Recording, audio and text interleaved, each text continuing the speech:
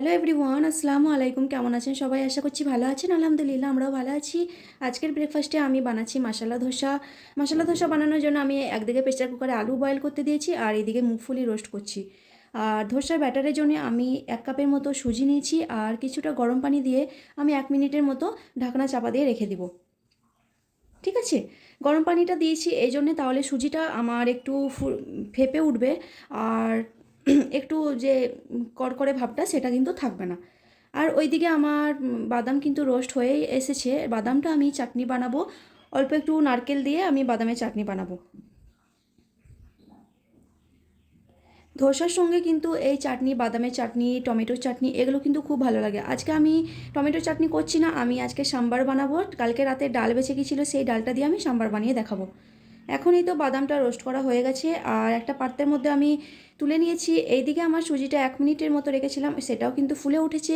এরপর আমি আর 1 কাপের মতো দিয়ে দেবো চালের গুঁড়ো। চালের গুঁড়োটা আমি এখানেই কিনেছিলাম, অনেক দিন হয়ে গেল, ভাবছি তাহলে এটা শেষ করে দিই কিছু না কিছু বানিয়ে। আর চালের গুঁড়োতে ধোসা বেশ ভালোই লাগে। আর একদিন ভাবছি চালের গুঁড়ো দিয়ে নিমকি বানিয়ে দেখাবো। এই ধোসা ব্যাটারের জন্য আমি দিয়ে দিয়েছি অল্প মশলা, 1 চিমটির মতো হলুদ গুঁড়ো, ধনিয়া গুঁড়ো, জিরে গুঁড়ো আর পানি দিয়ে আমি ব্যাটার বানিয়ে নিচ্ছি। ব্যাটারটা কিন্তু খুব মোটা হবে না, খুব পাতলাও হবে না, এই তো আমি দেখাচ্ছি।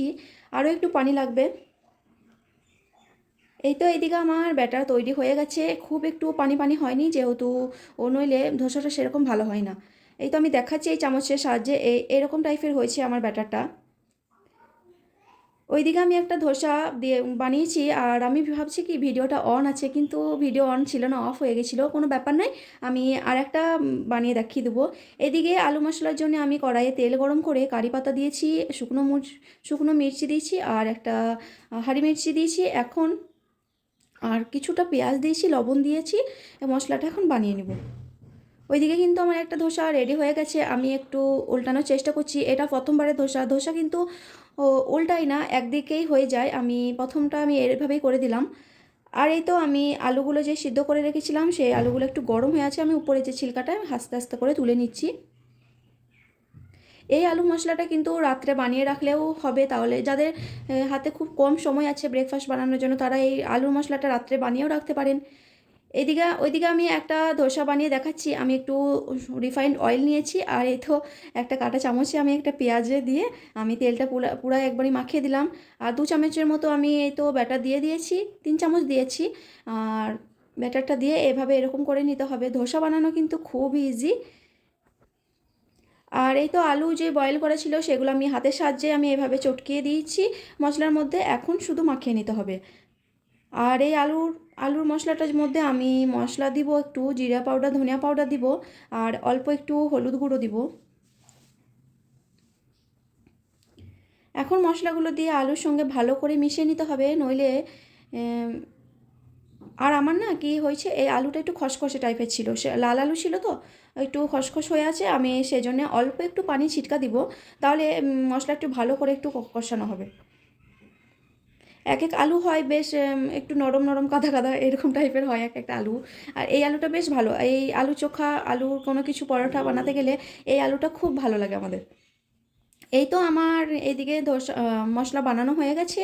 এখন এই মশলা একটু ধোসার মধ্যে দিয়ে দিব।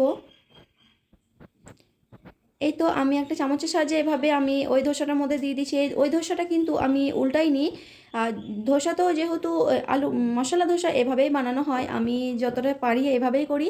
আর যেটা হচ্ছে দোকানে যেটা হয় সেটা প্রচুর একটা পাঁপড় টাইপের হয়, সেটা আমাদের অতটা ভালো লাগে না।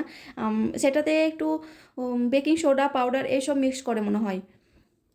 বাড়িতেই খাচ্ছি সেই জন্য আমরা এভাবেই বানিয়ে খাই, মাঝে মাঝে এভাবে বানিয়ে ধোসা বেশ ভালো লাগে। আর আগে যে ধোসাটা ছিল সেটাতেও আমি একটু আলুর মশলা দিয়ে দিলাম। এরকম করে আমি ধোসাগুলো বানিয়ে নিই। আমার কিন্তু এদিকে দুটো ধোসা রেডি হয়ে গেছে আর আমি সেজা পাপাকে এখন খেতে দেবো, অফিস চলে যাবে। তার আগে আমি বাদামের চাটনিটা বানিয়ে আমি মুগফলিগুলো দিয়ে দিয়েছি মিক্সার জারে আর দুটো কাঁচা লঙ্কা দিয়েছি।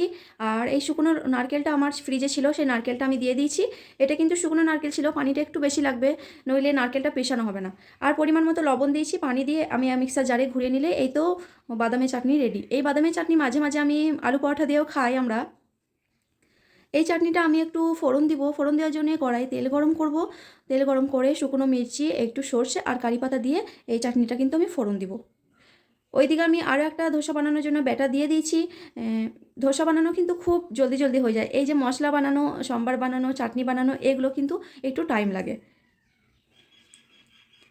এই তো আমি এই চাটনিটা আমি ফোড়ন দিয়ে দিচ্ছি। এই ফোড়ন দেওয়ার কারণে চাটনির সেন্টটা বেশ খেতে ভালো লাগে। এভাবে নারকেল বাদামে যখন চাটনি করি তখন কিন্তু আমি এভাবে ফোড়ন দিই, আর এমনি যখন বাদামে চাটনি করি সেটা ফোড়ন না দিলেও চলবে। আর এই তো কালকে রাতে ডাল বেঁচেছিল, আমি বললাম আগেই, সেই ডালটা কিন্তু আজকে সাম্বার বানানোর জন্য আমি কড়াই তেল গরম করেছি, কারি পাতা দিয়েছি, শুকনো মির্চি, একটু ওই তো সর্ষে আর তেঁতুল ঘোলার জল দিব। আগে থেকে আমি তেঁতুল ভিজে রেখেছিলাম, আর অল্প একটু পেঁয়াজ দিয়েছি।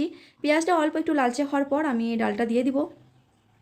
এই যে আমি তেঁতুলটা ভিজিয়ে রেখেছিলাম কালকে, সেই তেঁতুলের পানিটা আমি সম্বারের মধ্যে দিয়ে দেবো, একটু টক টক ভাবটা আসবে। সাউথ ইন্ডিয়ানরা কিন্তু প্রচুর পরিমাণে তেঁতুল খায়, তেঁতুল মানে টক জিনিসটা একটু বেশি খায়, কারি পাতা। আর এই রেসিপিটা তো সাউথের রেসিপি, খেতে কিন্তু খুবই ভালো লাগে। কেমন লাগলো আমার ভিডিওটা অবশ্যই কমেন্ট করে জানাবেন। আর দেখা হচ্ছে পরে ভিডিওতে। আল্লাহ হাফিজ সবাইকে।